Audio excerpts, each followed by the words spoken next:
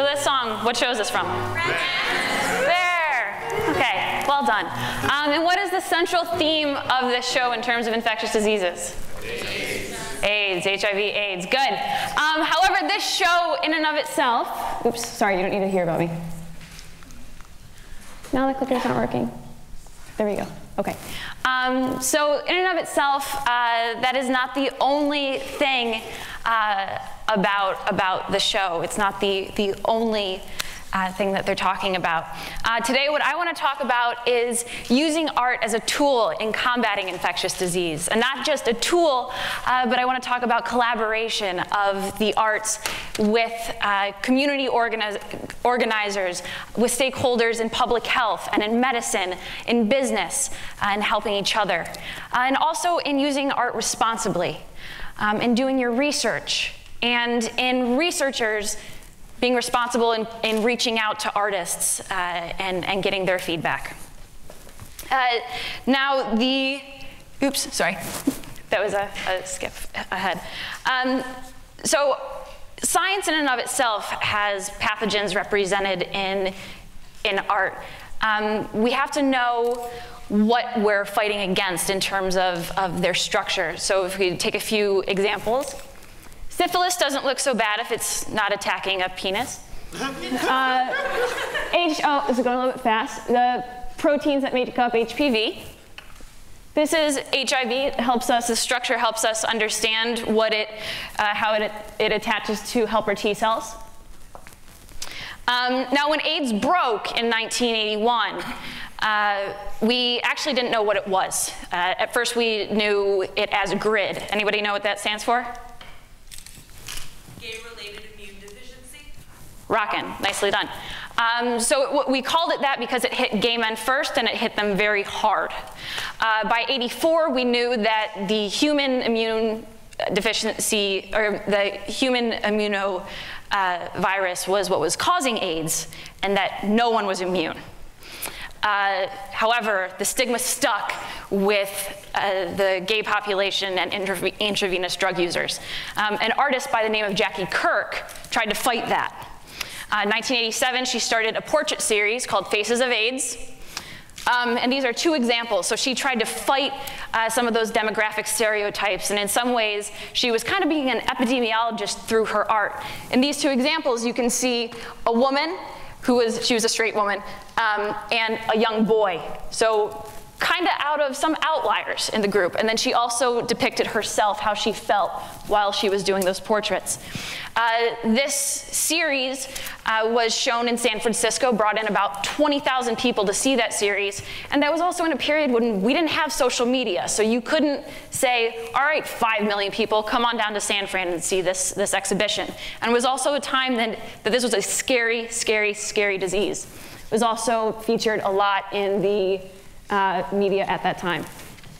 And then it was developed into a book called Witnesses Face AIDS. In '91, the Visual AIDS Caucus developed the Red Ribbon campaign. How many of you have seen this red ribbon?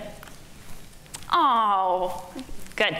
December 1st, World AIDS Day, you should all wear it. The slides are advancing on their own, and I don't know why, but that's okay.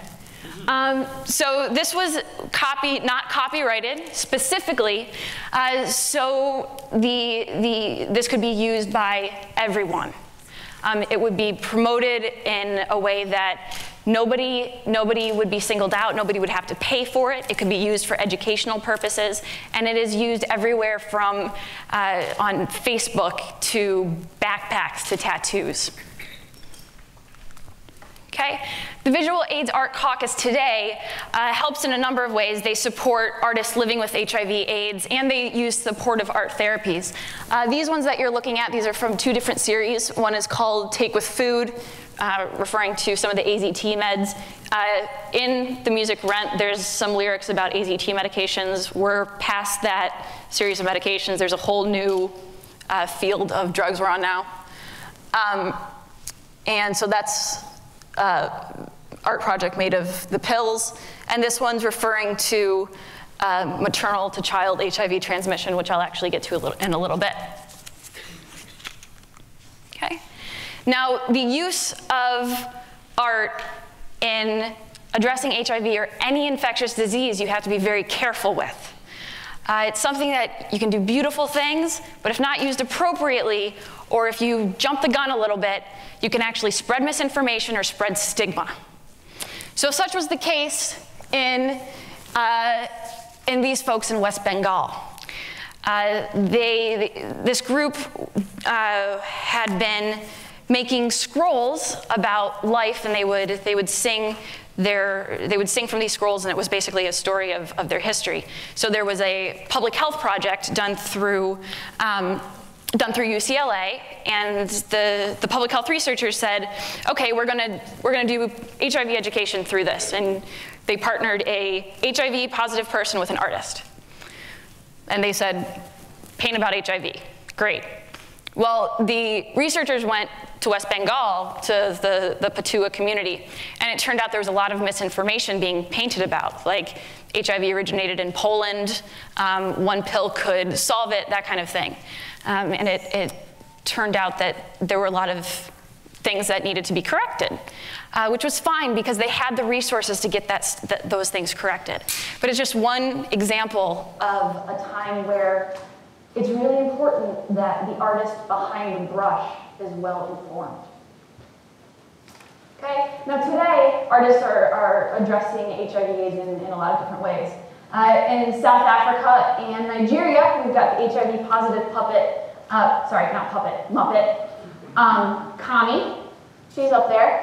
The Sesame Street Workshop was very careful to make her a Muppet specifically so she wasn't representing any sexuality or ethnicity, because you don't want to be going against any certain group.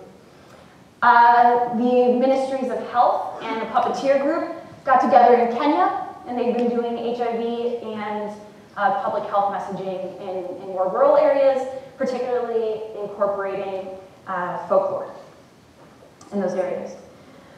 Now, a particular kind of art like this, Grey's Anatomy, which you might not consider art. Although I do like their storylines right now. I thought they jumped the shark, but I think they've gotten back on track. They did a recent case study, well, 2008. They worked with the Kaiser Family Foundation, USC Hollywood Health and Society group, and they wrote a storyline that looked at a Grey's Anatomy episode that they wrote in a scientifically valid storyline. And they said, okay, before Grey's Anatomy, how much did you know?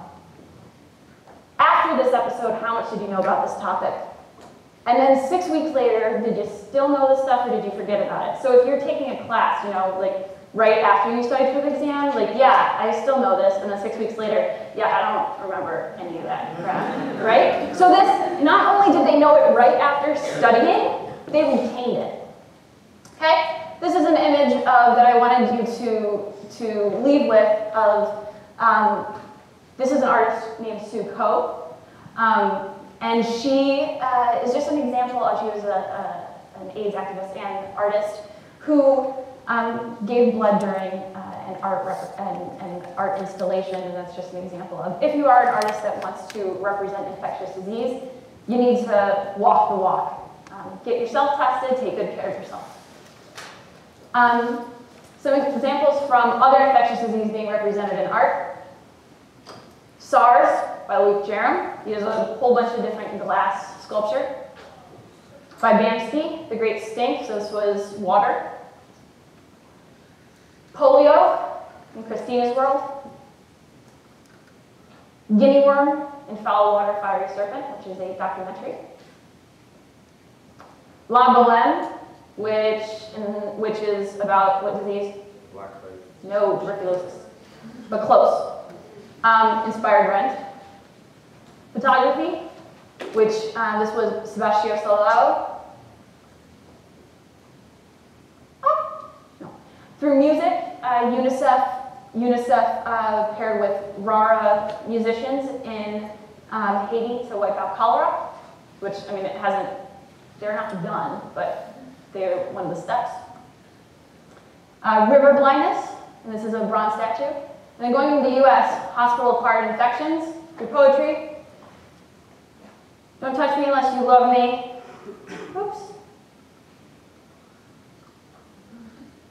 It doesn't like me. Yeah. So basically that one is about hospital-acquired, we're not going to worry about that. So basically the last couple of ones are about hospital-acquired infections, which can be hospital-acquired infections, which are problematic more in the United States. Because obviously we think about getting over the tropical infections that can be not quite hitting close to home. But people like, it's going to go really fast, but you can see it. MRSA is a problem in the US right now.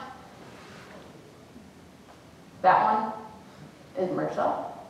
These ones, God, neckties that you can see with infectious disease. The Ebola one I got my dad for Father's Day.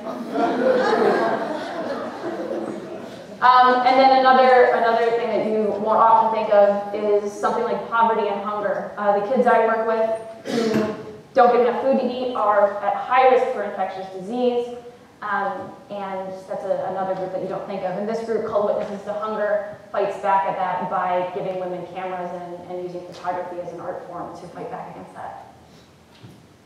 And these organizations are great, but the clicker's not going to let me stay on them long enough.